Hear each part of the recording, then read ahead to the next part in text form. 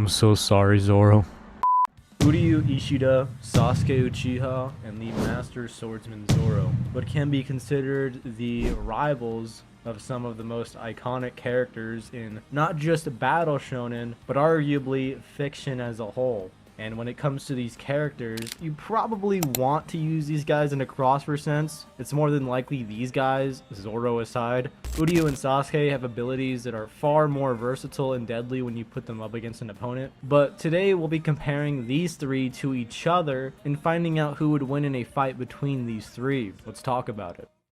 Uryu, at his absolute peak in the 1000-Year Blood War, shows feats and upscales from characters in previous arcs that comfortably make him the most difficult character to scale without underselling his power. Up until this point, at the start of the 1000-Year Blood War, Uryu was not as powerful in comparison to the titans of the verse, such as Yamamoto, the head captain of the 13 Corps Guard Squads, and his frequent battle partner, Ichigo Kurosaki. However, after the return of Yuha, the king of the Quincy, from the shadows, where he had been for over 1,000 years, Uryu finally received the power creep that fans had been waiting for. When discussing power scaling for Uryu, the most important aspect to cover is his shrift letter A, the antithesis. As Uryu explains, the ability allows him to choose 2 points and reverse the events that have occurred between them entirely. This ability is incredibly difficult to counter, especially against someone like Sasuke, who possesses the Rinnegan and Sharingan. Uryu's shrift significantly enhances his chances of victory.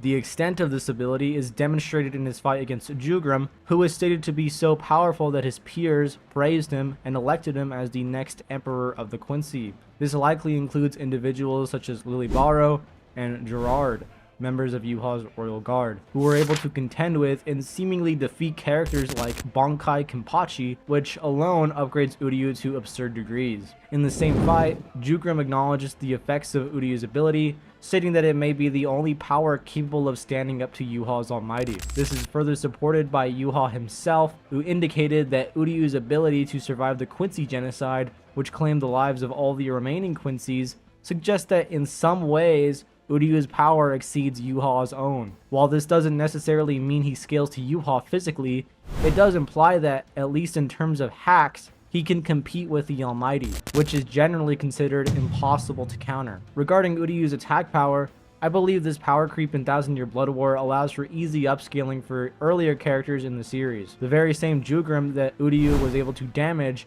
could break Bankai Ichigo Zanpakuto in half and defeat Ichigo.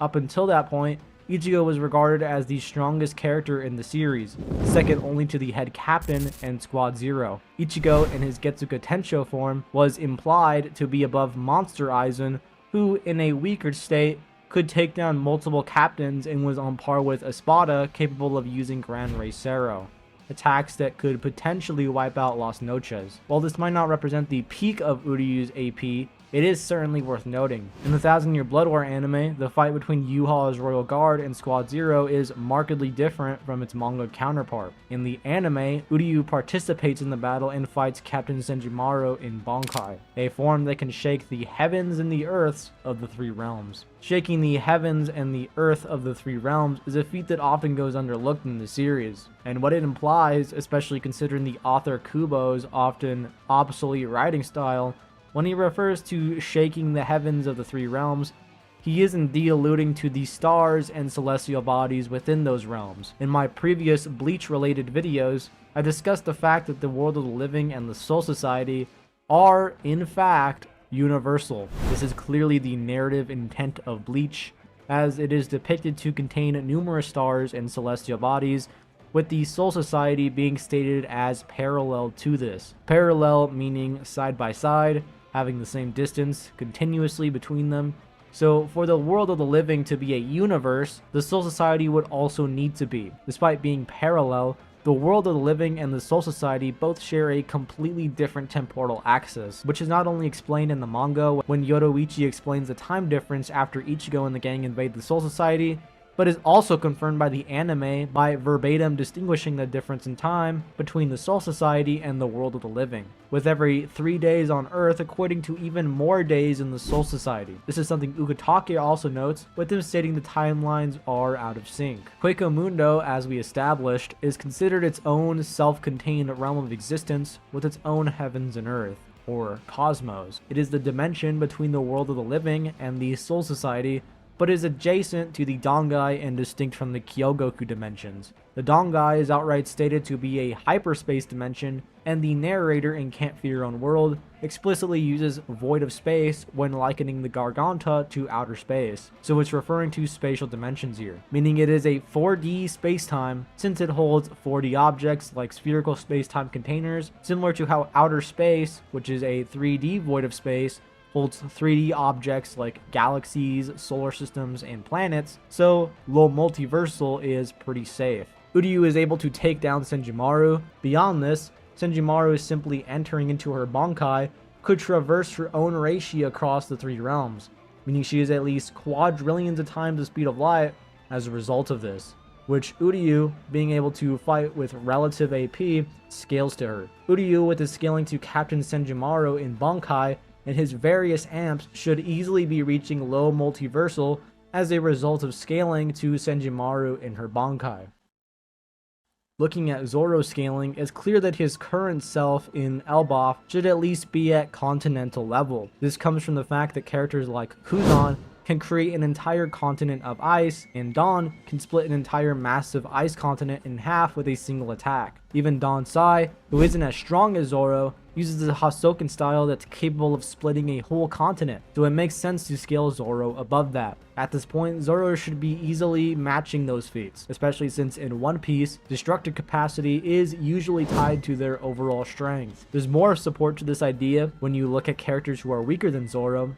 For example, Kobe, who Zoro is clearly stronger than, was able to break off a huge chunk of Hachinosu, an island that's shown to be much bigger than places like Thriller Bark. Some people even like to equate Luffy's strength with Zoro's strength, especially now, and part of the reason is because Zoro managed to land a strong blow on an awakened Luffy in Egghead using his 3-sword style with Arament Haki. Luffy was still able to stand after the attack, but he was clearly shocked. In comparison, Luffy was nearly knocked out after facing several casual attacks from Luffy in Gear 5, which has led a lot to debate. Similar in the discussions from the rooftop fight, especially around both Zoro and Luffy having Conqueror's Haki. Even so, Mihawk himself has said Luffy is the better Conqueror's user, and there's still debate over whether Zoro even realizes he's using it. There's no official confirmation in any of the Viva cards, so this is mostly just fan speculation. When it comes to speed, FTL to FTL Plus is pretty consistent for Zoro now, with a lot of moments where characters react to or move at light speed,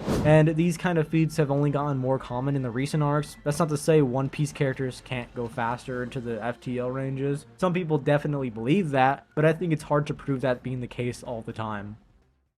Starting at the end of Shippuden, there are 2 main translations you'll find about Kaguya's creation feats. The most common fan translation says Kaguya can create dimensions as she pleases, which sounds like she can just make a whole dimension and everything in it appear out of nothing, instantly. But if you look at the original Japanese, the word used is sumugu, which means to spin, weave, or yarn. This isn't really a contradiction, as it's still about creation, but it's more like weaving something together rather than just snapping it into existence. It's just a different way to describe the process, kind of like weaving a scarf. We don't know how long this process takes, though it could be fast or slow. What we do know is that Kaguya can completely destroy her own time-space dimension with the expansive Truth-Seeking Orb, erasing it so nothing is left. This is backed up by Data Book 4, and a volume summary, which both clearly say this happens. A lot of Western fans tend to misunderstand the translations about her destroying her dimensions, thinking it only means she's destroying physical space and not space-time itself. But words like sekai and kukan in Japanese can mean an entire dimension or realm, not just space. Of course, depending on the context. They've been used that way several times in Naruto and even in Bleach, so the argument that she only destroys physical space doesn't really hold up when you look at how these terms are really used in the series. Moving on from Kaguya, after the final battle with Naruto, Sasuke loses his arm. Since chakra is stored in cells, losing an arm would affect how well he can control his chakra. Still, by the time of the last, Sasuke is stated to be stronger than Naruto. Later, in the Sunrise novel, which takes place after the last in Naruto and Hinata's wedding, Sasuke is shown training for a future threat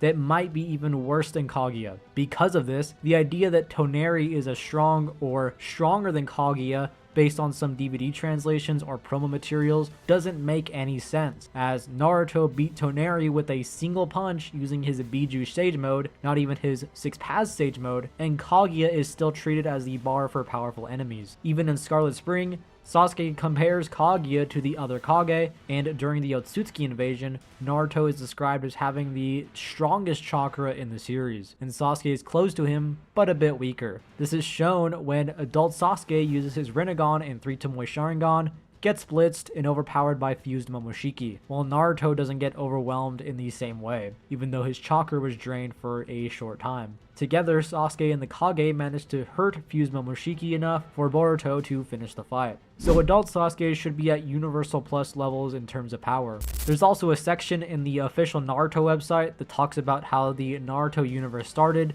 It says Shibai, an Otsutsuki god, used a Shinjutsu called Omnipotence to make the universe. This ability can make wishes real, change reality, and is described as the program that creates worlds. This context makes it clear that it's talking about universes, not just planets or solar systems, since it even changes Code's memories while he was in a different dimension, so the limits some people try to put on this don't really fit. Since this Shinjutsu is what made the current Naruto universe, it actually retcons the idea from Data Book 4 that Kaguya created the universe with her god tree. Some people think this messes with the universal scaling from Shippuden, but honestly, it doesn't really change the idea that Kaguya's dimensions can each be their own universe. It just shows that Kishimoto wanted to set up even bigger threats for the future of the series, instead of making Kaguya be the final boss forever, but it's still an important detail. As for speed, when Momoshiki transforms into fused Momoshiki, he can pull chakra from outside his own dimension back to himself in just a few seconds to a minute at most. In the manga and novel, it's stated that Sasuke's Rinnegan could actually see and track the chakra flow. This is impressive because the chakra was traveling across light years of distance in seconds, meaning that Sasuke's perception speed